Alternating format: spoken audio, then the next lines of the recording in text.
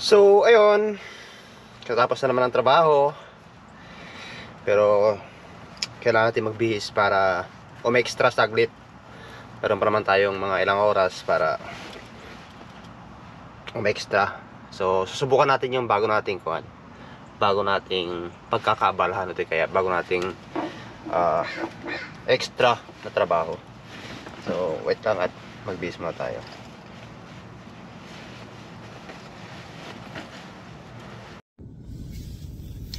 Ayan.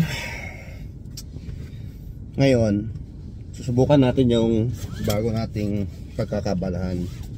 Kasi noong nakarang araw, na-approve na tayo dito sa isang delivery, hindi, ride share. Yan. So, na-approve kami sa Lyft at saka sa Uber. So ngayon, at meron pa tayong pakating oras, ito tayo natin siya kung maganda ba yung kitaan o di kaya kikita pa tayo sa ganitong oras. Kasi dito sa amin ang oras na ay 8. So 8 PM kakalabas na natin guys sa trabaho.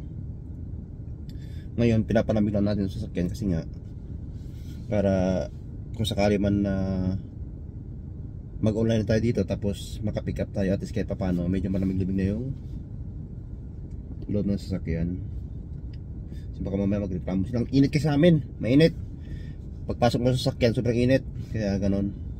Tapos kung makikita nyo maaraw pa, maniwala pa kasi dito sa amin ng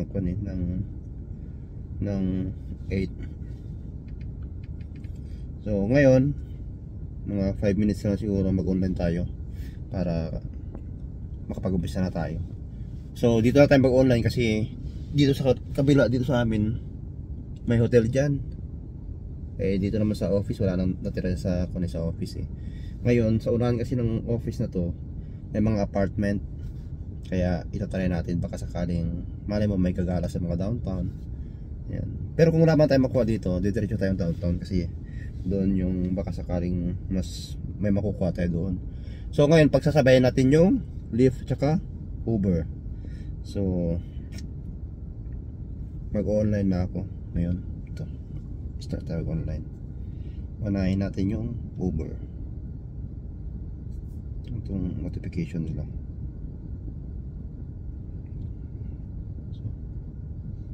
So ayan, yan yung makita nyo.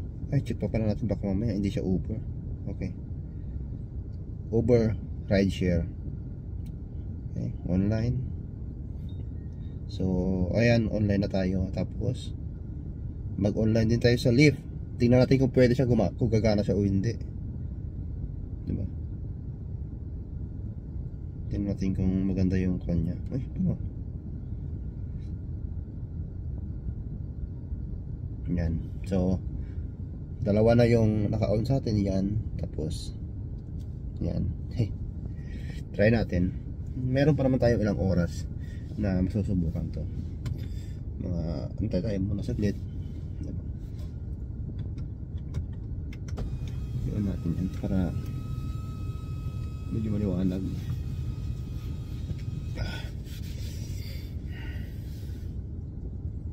Sana may makuha tayong biyahe. Yan.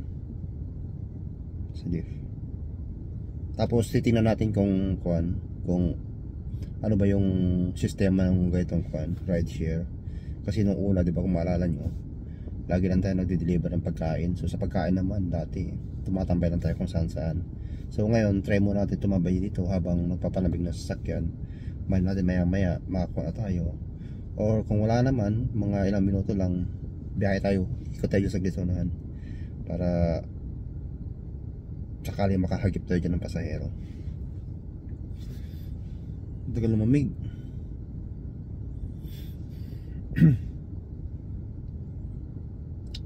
Ganito yung maganda dito sa amin. Gaya nga nung mga sinasabi ko sa inyo na galing ako sa trabaho kanina madaling araw hanggang 11, tapos pag 12:30 biyahe na lang papunta dito sa site namin sa security. Ngayon susubukan natin yung Uber tsaka Lyft kung kikita pa tayo ngayong araw. Ngayon subukan lang naman natin ngayon kasi ngayon lang natin ito try kasi bukas talaga yung pinakaplano ko na mag-start Sabado dito sa amin. Sabi kasi nila pagka Friday, Saturday tsaka Sunday medyo okay daw yung kitaan. Kasi meron din kaming kaibigan doon sa kabila sa may grocery store. Sinasabi niya rin sa akin, sinasuggest rin na itry ko daw yung yung ride share. Kaso parang wala pa tayong booking. Ngayon biyahe muna tayo. Kaso paano pala i-off tong kuan? Parehas na sila sa Uber Eats, may coffee break. Dito sa kabila yung hindi ko maintindihan. Mag-offline na lang tayo mamaya pagka sa kabila tayo na-book. So tara, ikot tayo. Dahan-dahan tayo sa pagmamaneho.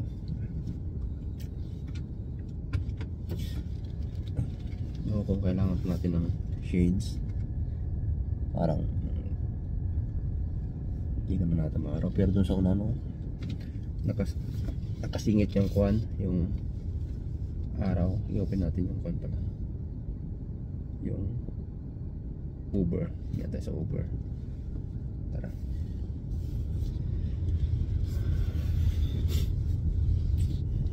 Diba? Maganda rin dito pagkakuan, pagka yung may sasakyan ka, kung gusto mo na kumita ka gamit yung sasakyan mo. Maraming mga ganito sa amin, maraming mga opportunities na kagaya nito. Yung ibang kababayan nga natin, kung nanonood kayo ng mga video natin ng mga nakaraan, may mga nagko-comment nga doon na subukan ko daw yung isang parang grocery, yung pipikapin mo na lang yung mga in-order ng customer. Pero yun nga, trinay ko rin mag-online noon, ay mag-apply. Ilang buwan lang hanggang ngayon wala pa, hindi pa ako nakakuan na nakukuha, o hindi pa, wala pang available na slot kasi by slot kasi. Alam nyo naman dito marami din yung mga bumabiyahe. Ayun nga pala, daanan natin yung kuan, yung hotel.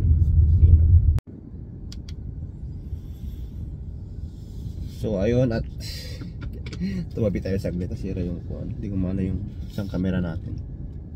Balik tayo sa kalsada. Nakakailang minuto na tayo naka-online pero wala pa. So malay natin mamaya-maya. Huwag na mainip, diretso na rin naman tayo pa uwi. Kung wala tayo makuha, diretso na tayo uwi, diba?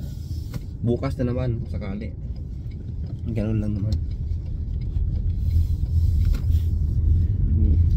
Kasi nanonood din ako ng mga YouTube ng mga ganito yung mga kinikita daw nila dito malalaki. Titingnan natin kung gaano katotoo araw. So ayun, at update ko na lang kayo maya maya kung makakuha, kasi tayo mahirapan tayo sa video. Okay guys,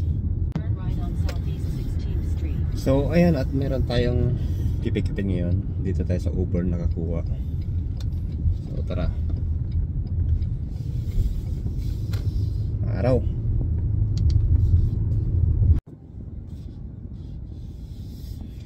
So ayun nga, at na-drop na natin yung ating pasahero.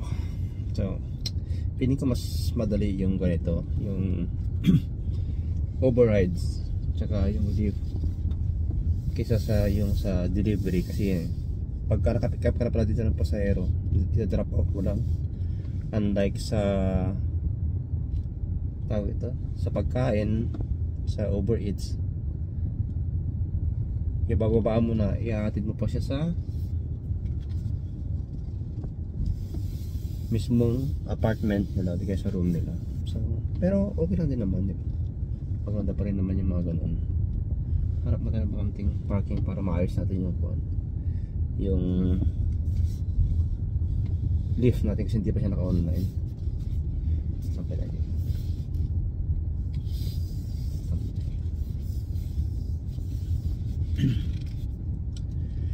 Hindi na ako nakapag-video kanina kasi parang hindi rin pwede na nabibidyoan natin yung mga pasahero natin, kaya hinap na. So magkano ba yung, so ayun, at meron tayong $8, diba? So ayun, ganoon na lang, at i-update ko na lang kayo ulit mamaya pagka pauwi na ako, pagka matapos na yung biyahe natin. Kasi medyo nahihirapan din ako sa pagdadrive tsaka sa paggamit ng isang phone, kasi nga papalit-palit ako, papunta ako sa Uber tapos papunta ako sa Lyft. So ngayon, yun ko na lang muna kayo dyan. Update ko na lang kayo mamaya. So ayun, at medyo nakapag-decide na tayo na huminto sa pagdadrive para umuwi kasi may trabaho pa tayo bukas. So ang kinita natin sa Lyft is only $343. Tapos doon naman sa Uber is 19.52. So may get $20 din yung kinita natin sa may get isang oras na ata, mga 1 hour 15, mga ganun lang yung biyahe. So ayun guys, at least kahit pa paano na-try natin, nasubukan natin kung paano yung kitaan dito. Not bad na rin para sa first timer natin kasi anong oras na rin tayo nag-upisa, hindi rin tayo makapag-ubad kasi nga meron tayong trabaho bukas, madaling araw pa.